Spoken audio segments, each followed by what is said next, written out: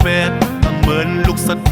เปิ้นเน็ดเข้าหาความหมอลาดเจ้าขาอ้อขาคุณตาดูใจที่นอนเหมือนนั่งมาก็ว่าปานใจคำให้สาดก่อนอำหอดทึกมีลูกขี้หน้าลูกขี้หน้า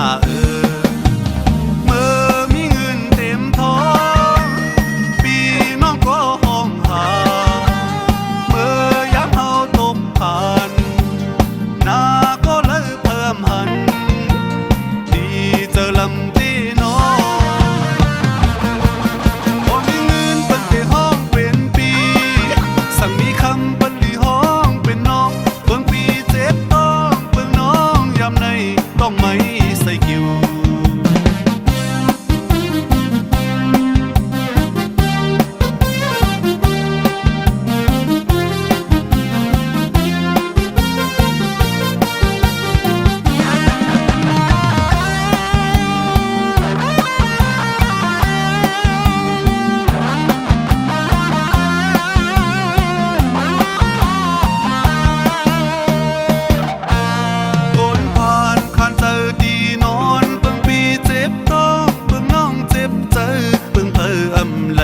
ไม่เจอตู้เก่า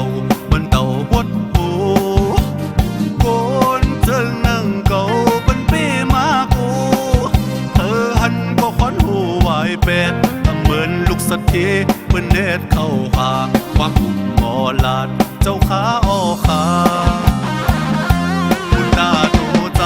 ที่นอนเหมือนนั่งมาก็ว่าปานใจคำให้สาดก่อนอำหอดทึกนี้ลูกขี้หน้าลูกขี้หน้าเมื่อมีเงินเต็มท้องปีน้องก็ห้องหาเมื่อยามเฮาตกผ่านหน้าก็เลยเพิ่มหันลีตันเจอขอน้องพอมีเงินเปิ้นไปห้องเป็นปีสั่งมีคำเปิ้นที่ห้องเป็นน้องเบิ่งปีเจ็บต้องเบิ่งน้องยามในต้องไม่